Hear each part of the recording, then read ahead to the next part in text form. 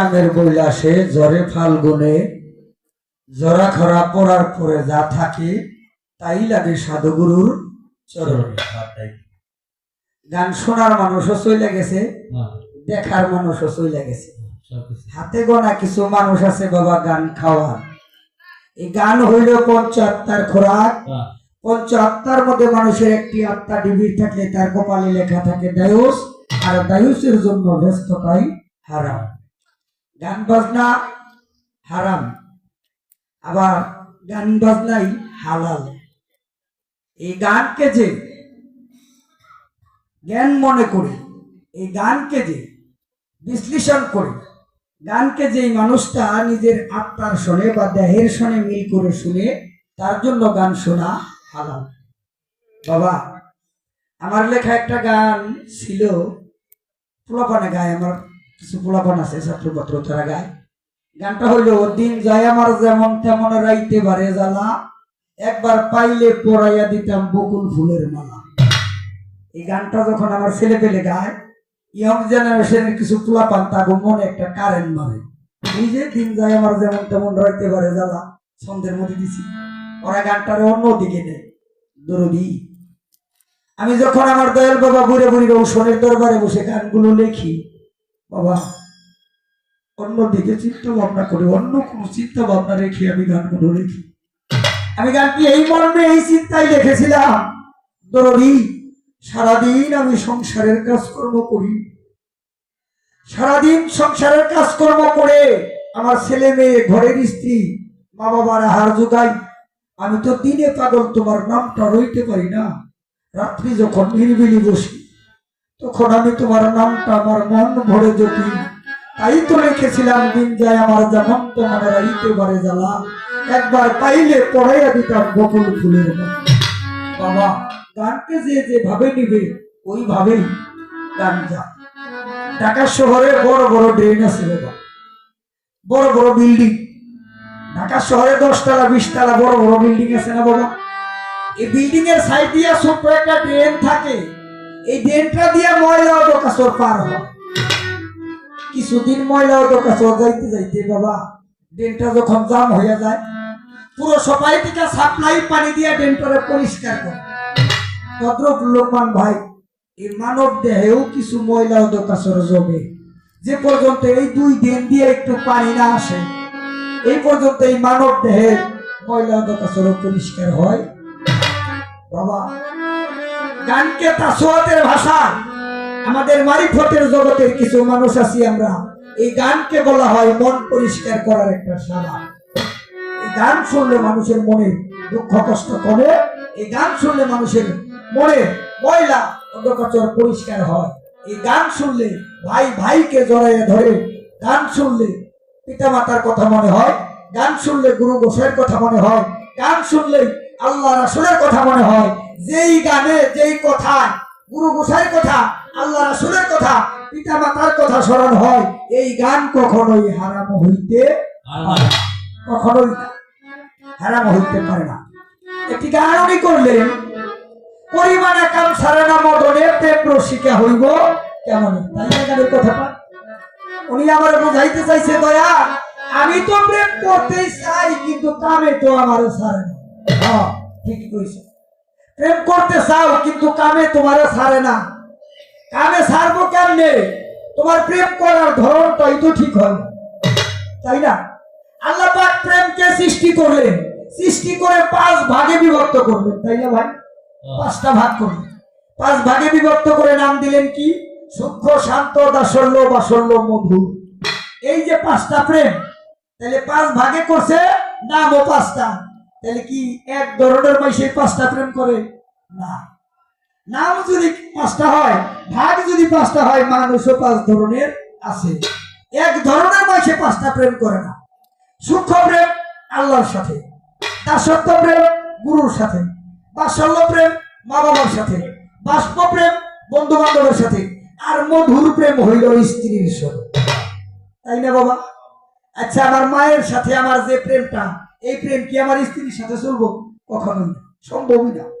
আমার মায়ের সাথে এখন তো আমার যে প্রেম, এই প্রেম কি আমার স্ত্রীর সাথে চলবো? চলবো না। একটা তরিকার ভাই বোনের সাথে তরিকার ভাই বোনের যে প্রেম, এটা কি সাধারণ মানুষের সাথে চলবো? হবে না। এখন তো আমার গুরুর সাথে আমার যে প্রেম, এই প্রেম কি অন্য মানুষের সাথে চলবো? তা চলবো না। তাহলে যার যার প্রেম তার সঙ্গে করো, আগে প্রেমের ধরনটা ঠিক রাখো।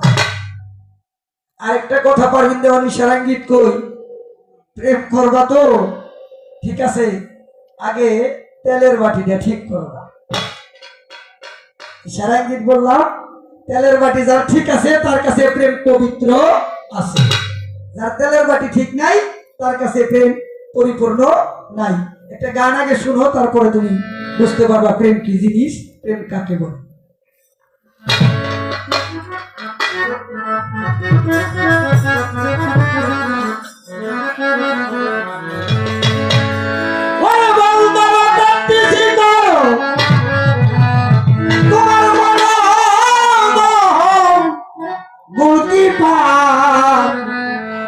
এই দেহ মাঠে বল খেলতে চাও, মনাবার মনাবার, এই দেহ মাঠে বল খেলতে চাও মনাবার, বল ধরা প্র্যাকটিস করো, মনাবার ভুল দিবা, বল ধরা প্র্যাকটিস করো, মনাবার ভুল দিবা, বল ধরা প্র্যাকটিস করো, মনাবার ভুল দিবা, দেহ মাঠে বল খেলতে চাও মনাবার মনাবার, দেহ মাঠে বল খেলতে চাও মনাবার, আমার দল ধরা প্র্যাকটিস করো, মনাবার ভুল দিবা, বল ধরা প্র্যাকটিস করো, মনাবার ভুল দিবা, এখানে বলে দেহ মাঠে বল খেলতে চাও মনাবার মনাবার, দেহ মাঠে বল খেলতে চাও মনাবার, দশ ইন্দ্রিয় দশ থানা আরো ছয়বে ফেরা, ওই মাঠের খেলুয়ার যারা হইয়া বিশ্ব খেলুয়ার, ওই মাঠে খেলুয়ার যারা হইয়া বিশ্ব খেলুয়ার, ওই মাঠে খেলুয়ার যারা হইয়া বিশ্ব খেলুয়ার, আছে দশ ইন্দ্রিয় দশ থানা আরো ছয়বে ফেরা, ওই মাঠে খেলুয়ার যারা হইয়া বিশ্ব খেলুয়ার, খেলতে চাও মুটি ভরে,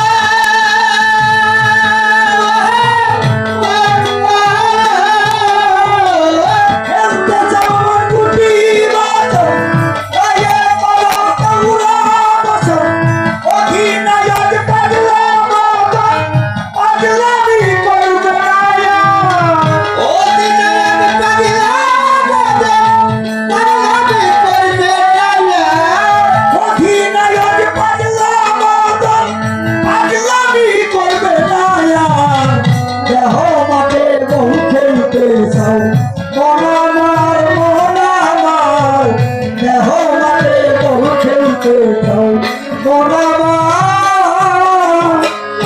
বল ধরা প্র্যাকটিস করো, মনাবার ভুল দিবা, বল ধরা প্র্যাকটিস করো, মনাবার ভুল দিবা, দেহ মাঠে বল খেলতে চাও মনাবার মনাবার, দেহ মাঠে বল খেলতে চাও মনাবার,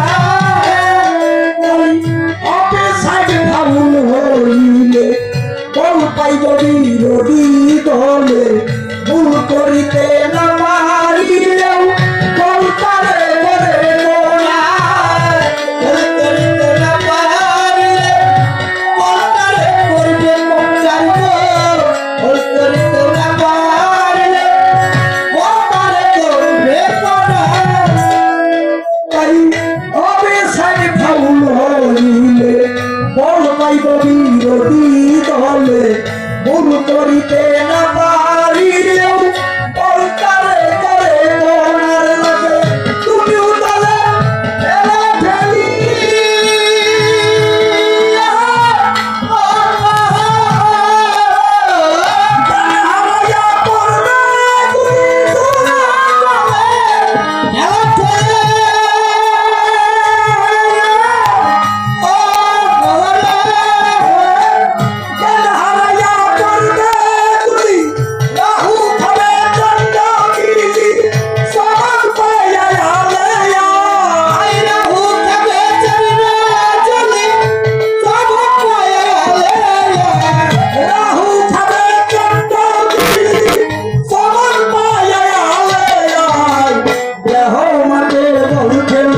চাও মন আমার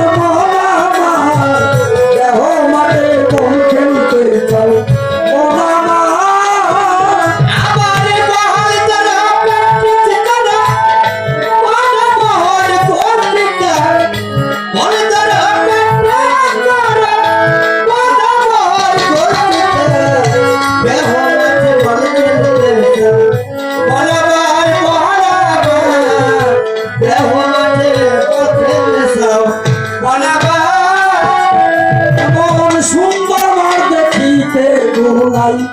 এত খেলেও সাগরিতে নাই কোমর ভাঙি শাল ডাকলা নাই তবু মন চাই খেলাই কোমর ভাঙি শাল ডাকলা নাই তবু মন চাই খেলাই গো কোমর ভাঙি শাল ডাকলা নাই তবু মন চাই খেলাই এমন সুন্দর মার দেখিতে গুনাই এত খেলেও সাগরিতে নাই কোমর ভাঙি শাল ডাকলা নাই তবু মন চাই খেলাই কত জোয়ান মাঠে যায়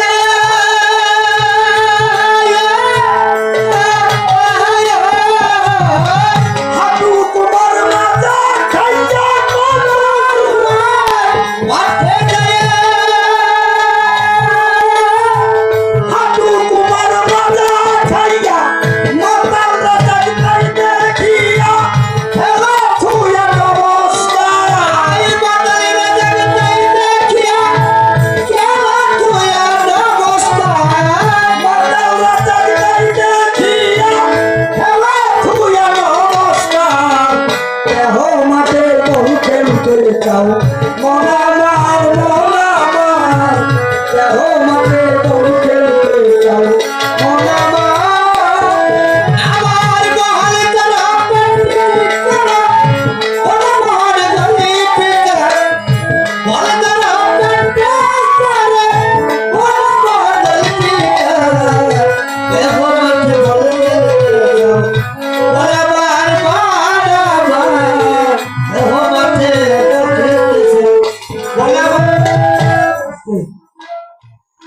ওই নৌকায় আর মতন উঠতে পারবো না যদি গুরু চিত্ত হৃদয় হয় গুরু প্রেম জাগ্রত হয় গুরুর ছবি ওই ভক্তের চোখে থাকে নৌকাটা ছাড়ার সময় দয়াল নামের ধ্বনি দিয়া দয়ালে নৌকার কান্দারি করে নৌকা ছাইলো কাটাল ধারু পাইয়া আস্তে আস্তে যাইব নৌকার মতন উঠতে পারে না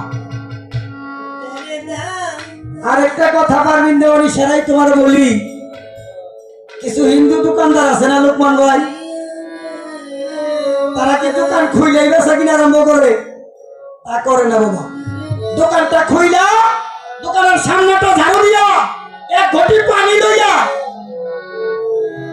দরজার সামনে ছিটাইয়া যেটা ক্যাশ বাক্স যেই বাক্সের মধ্যে টাকা পয়সা মালামাল জমা থাকে এক কথায় যে রাস্তায় মানুষ যায় আসে ওই রাস্তায় দিয়ে একটা ভক্তি সতী দিয়ে তাইলে আর নৌকায় মনে উঠবো না তাইলে নৌকায় মতো উঠবো না গুরু গেলে ভক্তের বাড়ি মিলন হইলে স্বামী স্ত্রী সুখাইব তোর দেহ তরি ধর্ম নানান রূপে তোরে ধর্ম নানান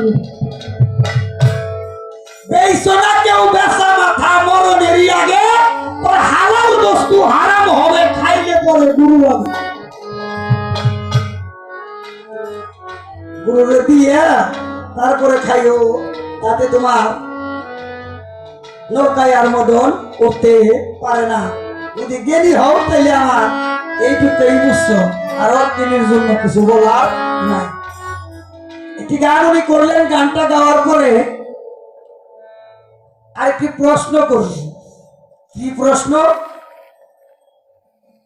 এই যে কালেমা এই কালেমা কোন মানুষ যদি জন্ম থেকে মৃত্যু পর্যন্ত পড়ে তারপরে ওই কালেমায় একদিন হাতে হ্যান্ডকাপ লাগাইয়া ট্রাইনে দুজকে নিয়ে যাবে ভালো ধন্যবাদ প্রশ্নটা করাতে মানুষ ব্যাটারি জায়গা তাতে দুঃখ নাই এনে যে কয়জন মানুষ বইছে আমার মন বলতেছে আমি 5000 লোকের সঙ্গে গান করতেছি কেন আমার দাদা ওস্তাদ মাতাল কবিরাজ দেওয়ার একটা কথা বলতো বাবা গিয়ের ভান্ডে কখনোই রাত থাকে না রাব চিনেন না আপনারা?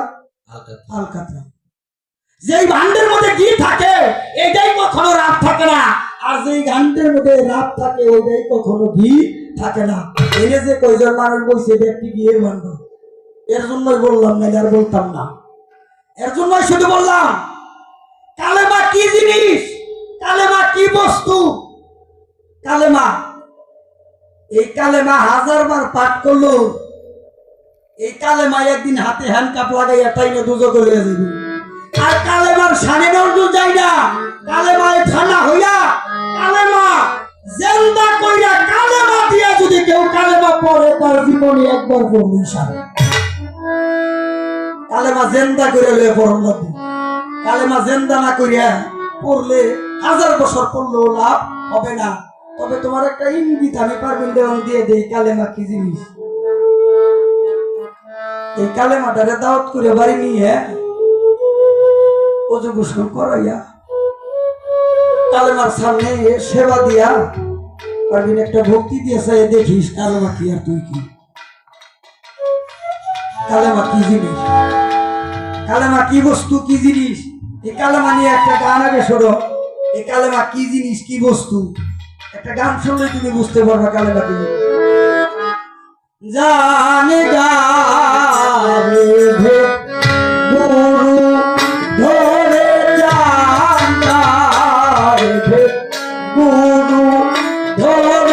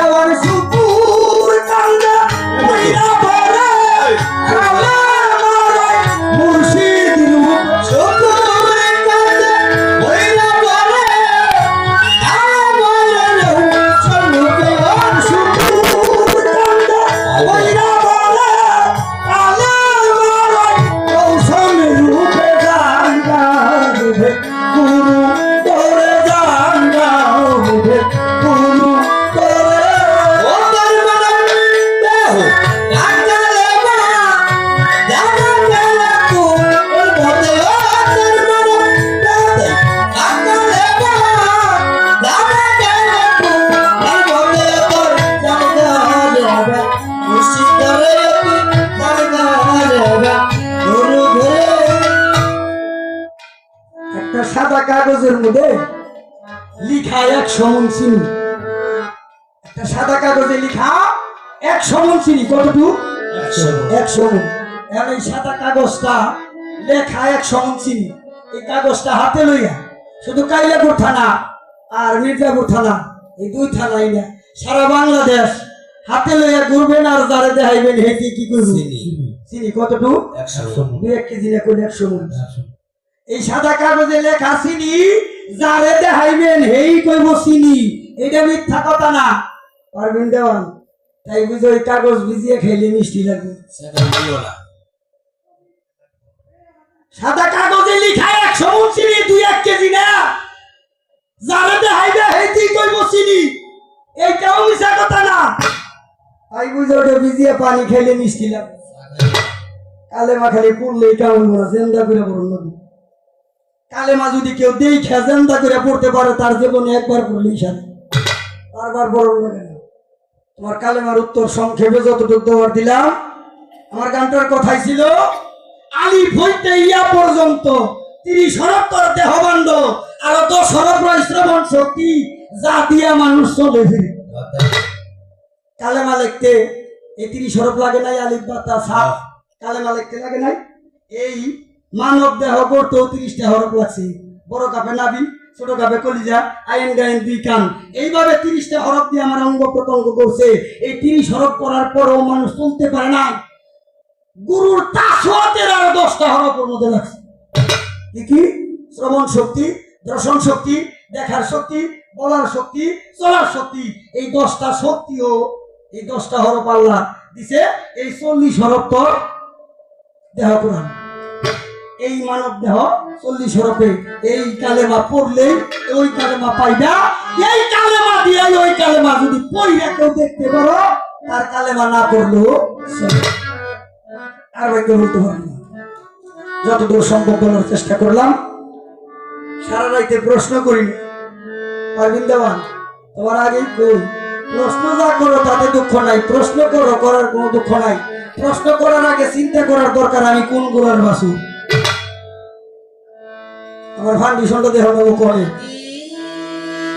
গাজীপুরে যদি 40টা বয়স থাকে বাবা গল্প করি না 40টা বয়স যদি থাকে আমার নাম করা লাগবে না খালি যা করবেন মুখস্থ বিদ্যাকার এক নামে করবো শকুর দেওয়া আমি 2-4-10 রাত গান গামু আমার লেখালেখি করে হাদিস দলিল তালিম তত্ত্ব দিকে গান গাই না ওই রকম গান আমি বাদ দিছি কিছু শিল্পী আছে বন্দনা করবো তাও খাতা দেখে করে শিল্পী তেলে বন্দনা করবি তারপর খাতা দেখে বন্দনার গান যদি খাতা দেখে করুন লাগি হ্যাঁ তাহলে কি শিখবি গুরু পাইরবি করো গা গুরু কর্ম করো গা গুরু ভজন করো গা গুরু যদি দয়া করে মাথায় হাত দিয়ে খালি কইয়া দেয় যে বাবা হইছে অভাব থাকবো না অভাব থাকার কথা না আর একটা গান তুমি শোনো গুরু প্রেম কোন জায়গায় গুরু জাগ্রত প্রেম কি করলে কোন কর্ম করলে হইব এই জায়গা থেকে তুমি একটা গান শোনো জানো না রে ও ভ্রান্ত মন কিসে গুরুর ভজন হবে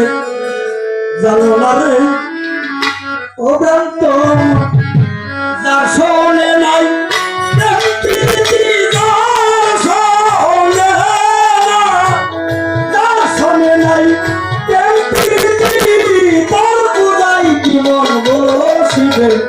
জানো না রে ও প্রান্ত কিসে গুরুর বদন হবে জানো না রে ও প্রান্ত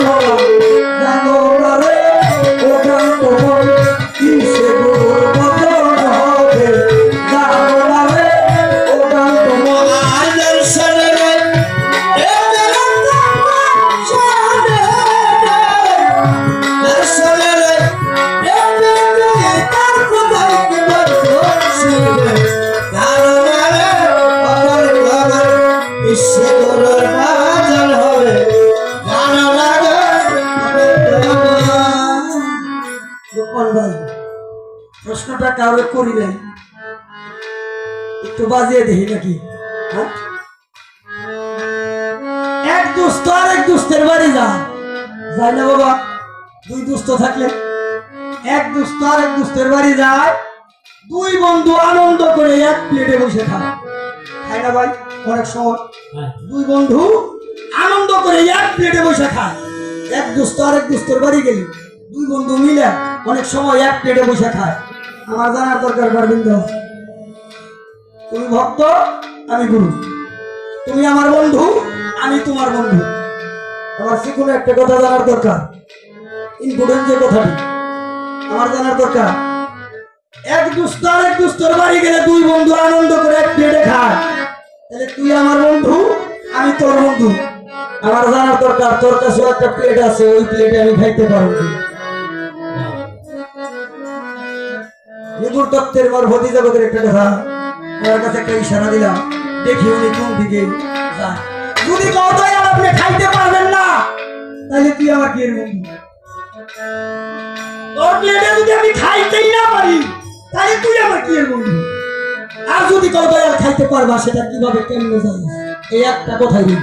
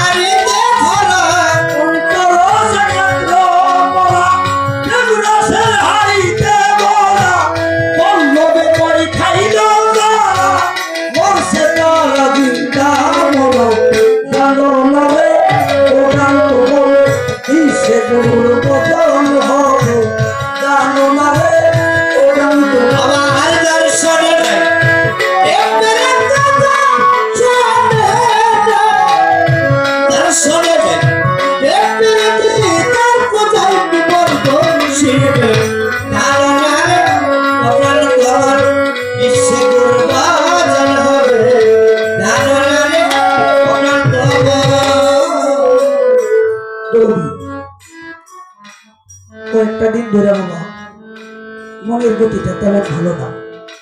আমার কাছে একটা গায়ক, আপনারা ইউটিউবে দেখছেন, নামও শুনেছেন, নাম ছিল তার মোস্তফা দেওয়া। কয়েকদিন আগে লোহাকুর বাউল সমিতির সভাপতি ছিল, যার সাথে আমার আত্মার একটা বন্ধন ছিল, মোস্তফা দেওয়া। তাদেরটা কয়েকদিন আগে, আজকে 12 দিন, এই 12 দিন ধরে মানুষ কষ্ট গেছে। এখন লোহাকুর বাজারে যাই, ভাই কত শিল্পী দেখি, কত মানুষ দেখি, লোকমান ভাই আমি মোস্তফার সাথে যে আমার একটা ক্লোজ ছিল, এই মানুষটাকে আর দেখি না। আগ্রহ তাই সেই ভাই, কিছু কিছু মানুষ আছে কয় বিচ্ছেদ না, আগ্রহ তাই সেই। ও ভাই বিচ্ছেদ যে কি জিনিস, যার জীবনে ছেদ ঘটে নাই তার কাছে বাবা বিচ্ছেদ নাই। আমরা কেউ শুনি বিচ্ছেদ, শুনি বাবা মা হারাইয়া, কেউ বিচ্ছেদ শুনি জোরার ভাইকে হারাইয়া, কেউ বিচ্ছেদ শুনি গুণধর মুর্শিদকে হারাইয়া। ও বাবা একদিনও কি ভাবলাম আমি যে দিনে দিনে আমারে হারাইলাম, আমি যে দিনে দিনে আমার হারাইতেছি, এই কথাটা কি কখনো কেউ খেয়াল করলাম? একটিও খেয়াল করলাম না। একটা বৃদ্ধ লোক, একটা বুড়া লোক লাঠি ভর কইরা নিচের দিকে তাকাইয়া হেঁটে যাইতেছে রাস্তা দিয়ে। একদম বৃদ্ধ লোক লাঠি ভর কইরা নিচের দিকে তাকাই হেঁটে যাইতেছে। একটা ইয়াং বয়সের ছেলে ডাক দিয়ে ওই মুরব্বীরে জিজ্ঞাসা করতেছে, ও বাবা, আপনি যে লাঠি ভর করে নিচের দিকে তাকাইয়া হাইটে যাইতেছে, আপনি কি কিছু হারাইছে? আপনি কি বিশ্রাইতেছে? কথাটা বলা মাত্র ওই মুরব্বীটা ঝারঝার হয়ে কাঁদতেছে। আর ওই ইয়ং বয়সের ছেলেটা ডাক দিয়ে বলতেছে, বাবা, আপনার আমি বললাম ভালো কথা, আপনি লাঠি ভর করে নিচের দিকে তাকাইয়া হাঁটেন, আপনি কি কিছু হারাইছেন? এই কথা বলাতেই আপনি যে কাঁদতেছেন কারণটা কি? আর ওই মুরব্বীটা বলতেছে, বাবা, আমি কাঁদতেছি তুমি কইলা কিছু হারাইছি কিনা। আর ওই ছেলেটা বলতেছে, বাবা, আপনি কি হারাইলেন তা তো কইলেন। ওই বাবা, আমি যে বস্তু হারাইছি, সম্পদ, টাকা পয়সা, বাড়ি গাড়ি দিয়ে আর কিনে যাবে না রে, আমি এমন বস্তু হারাইছি। আর এই ছেলেটি বলতেছে, বাবা, কি আপনি হারাইছেন? এত মূল্যবান বস্তু তা কইতেছেন না, আপনি খালি কোন হারাইছেন। ওই বাবা, ওই শুধু মূল্যবান না, যাই আমার পৃথিবী দিয়ে কিন্তু আমি আর পারব না। আর ওই ছেলেটা বারবার বলতেছে, আপনি কি হারাইছেন তা তো বলি না। ওই মুরব্বীটা যার যার হয়ে কাঁদতেছে আর বলতেছে, বাবা, আমি কি হারাইছি তুমি শুনবা? বলে, কাকা শুনি। বলতেছে, কাকা, আমি যে দিনে দিনে আমি আমার হারাইলাম। বলতেছে, বাবা, আপনি আপনার হারাইলেন কেন? বাবা, আমার এমন একটা সময় ছিল, যেই সময়ের মধ্যে আমি তুই মনের একটা বোঝা লইয়া আমি টানেল পর্যন্ত যাইতে পারতাম ভাইটা। ও বাবা, আর এখন আমার এমন একটা সময় হয়েছে, যেই সময়টার মধ্যে নিজের দেহটাই একটা বোঝা হয়ে গেছে। এই যে দাঁড়িয়ে বাঁকা কিছু লোক, এই যে আমার বাবাজিরা পয়সা হয়েছে, তাদের এমন একটা সময় ছিল, হাঁটুটু খেত 5 জনও ধরে রাখা হতো। আর এখন আমার বাবাজির এমন একটা সময় আসছে, এই সময়টা ওনার নিজের দেহটাই ওনার কাছে একটা বোঝা। তাহলে আমি আমার হারাইতেছি না বাবা, আস্তে আস্তে হারাইতেছি। বাবা, হারানোর যন্ত্রণা যার মধ্যে নাই, হারানোর যন্ত্রণা যার মধ্যে নাই, তার কাছে বাবা বিচ্ছেদ নেই। আমার এক জোড়ার ভাই ছিল, ভাড়ায় মোটর সাইকেল চালাইতো। ওই ভাইটার 2টা সন্তান, একটা সন্তানের বয়স 12 বছর আর একটা সন্তানের বয়স 8 বছর। ওই ভাইটা আমার বাড়ির থেকে উঠাইয়া মোটর সাইকেলে হাটুভাঙ্গা ক্যারেট কলেজ, আপনারা ছিলেন, ওই হাটুভাঙ্গা ক্যারেট কলেজ নামাই দিয়া ভাইটা বাড়ি আসবো। আসার পথে আমার নামাই দিয়া ভাইটা আমার কইতেছে, ভাই, আমার 10টা টাকা দেয়। ভাইটার বললাম, তুই তো আমার কাছে কোনোদিন টাকা চাষ করে, আজকে টাকা চাইবি? বলতেছে, ভাই, আমি কিছু খাবো। ভাইটারে 10টা টাকা দিলাম। লোকমান ভাই 10টা টাকা দিয়ে আমার ভাই আইসা করতো। গোড়াই রোডটা পার হইতে সময় একটা ডিস্ট্রিক্ট ট্রাক আইসা আমার ভাইটার বড় সাইকেল সহ একদম রাস্তার মধ্যে ডইলাম। আমার ভাইয়ের রাত্রি 3টা বাজে আমার কাছে সংবাদ আসলো, তোমার ভাইকে অ্যাক্সিডেন্ট করছে, মারা গেছে, এই কথা বলে। আমি রাত্রি 3টা বাজে কালী হাতে থেকে গাছ ছেড়ে দিয়া বাড়ি গেলাম। বাড়ি যেয়ে দেখি আমার ভাইয়ের লাশটা একটা ধারা দিয়ে কেসিয়া বারিন্দায় উঠানে রাখছে। ভাইটার 2টা ছেলে, যে ছেলেটা 8 বছর বয়স, ওই ছেলেটা আমার খুব ভালোবাসতো, আমি ওরা খুব আদর করতাম। আমার বুকের মধ্যে আইসা আমার বলতেছে, যেটা আমার বাবাইটা ভাড়াই মোটর সাইকেল চালাই আমাদের জন্য কত আঙ্গুর আপেল কমল আছে, ও যেটা আমরা আজকে জন্য মেরে দিন হয়ে গেলাম, আমার যে কেউ ডাকি দিয়ে একটু বুকে দিব, আমার মানুষ রইল না। যে ভাইস্তাটার 12 বছর বয়স, ওই ভাইস্তাটা কাঁদতেছে আর বলতেছে, যেটা তুমি তো জানো আমার বাবা ছাড়া দুনিয়ায় আমার আপন বলতে কেউ নাই। অযথা আজকে যে আমার খাতা কলমের খরচ এই খরচগুলো আজকে দিকে কে দিব? ভাইস্তাটারে বুকে নিয়ে বললাম, বাবা আমি আসছি, আমি তোমার দেওয়ার চেষ্টাটা করবো। ভাইস্তা দুটাই জর্জর হয়ে কাঁদতেছে আর বলতেছে, কাকা আমাকে মনে পুরা কপাল, আজকে আমার বাবা ছাড়া আমার দুনিয়ায় আপন বলতে কেউ নাই। আমি যে জন্মের এতিম হয়ে গেলাম, আমার যে কেউ ভালোবাসতে মানুষটা তার রইল না। এই বছর রোজারি দে ব্যাপার সাহেব, কেন যেন মন চাইলো আমি আমার ভাইস্তা দুটারে দেখতে যাবো।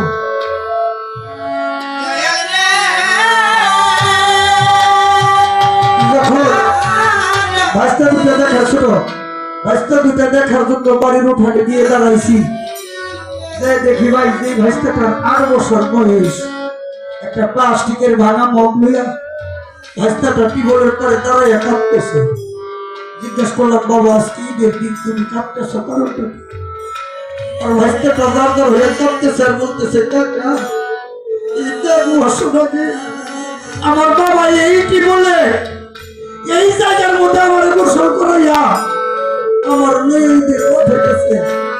আজকে আমার বাবা নাই, আমার যে ডাক দিয়ে কেউ একটু মুখে নিব আমার মানুষটা তার মা।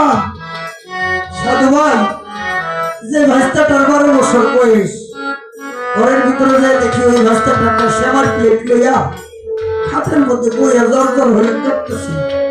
ভাইস্তাটার জিজ্ঞেস করলাম, বাবা তুমি কাঁদতেছ কারণটা কি?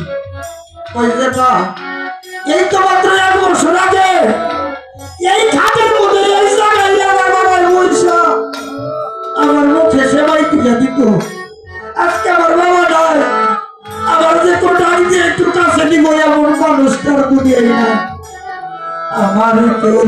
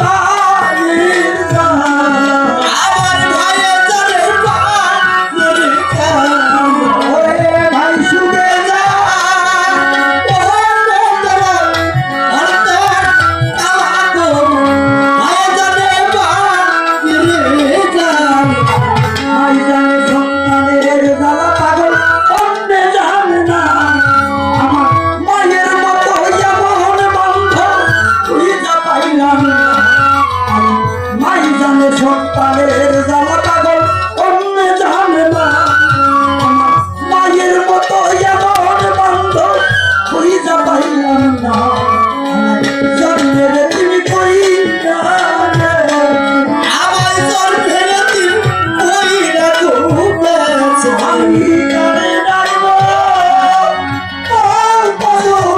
না গো লিয়ারে জন্মের তুমি কই না আমি কারে ডাকবো বাহাদুরি আমার কইয়া গো জন্মের দিন কইরা ঘুমেছে পাগল আমার থাকলে বাবা কইতাম করে আর পাগল না থাকিলে ধরে না বলিতাম কারো আমার জন্মের তুমি কই না আমার জন্মের দিন কইরা ঘুমেছে আমি করে যাইব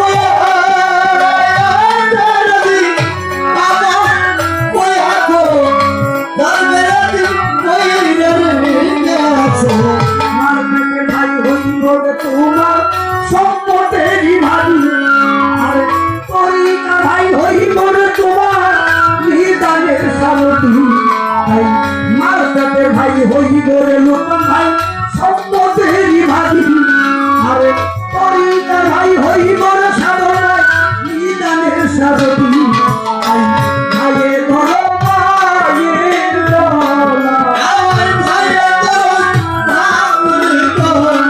ওরে ভাই শুনে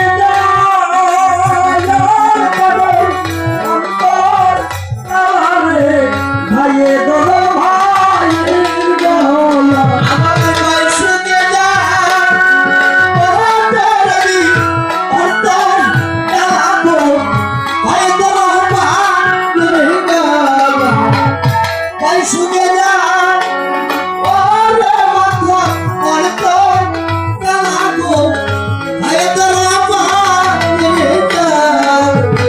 উঠাই রইলা হাতের সাল কোন জায়গায় লুকাইয়া আরে উঠাই রইলা হাস মত সাল কোন জায়গায় লুকাইয়া আজকে সাঙ্গে বাবার মিলাইয়া কইরাই সোল লুকাইয়া আমার একবার আইসা দেই খাওয়া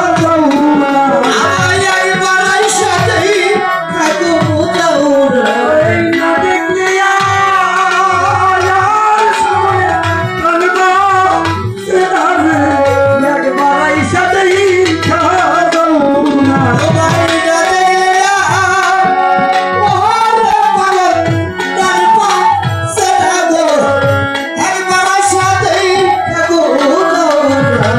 সাইনা টাকা সাইনার পয়সা সাইনা বাড়ি গাড়ি আমার হাতের সঙ্গে পাইলের সাজব পথের ভিখারি আমি সাইনা টাকা সাইনার পয়সা সাইনা বাড়ি গাড়ি আমার মনের মানুষ পাইলের সাজব পথের ভিখারি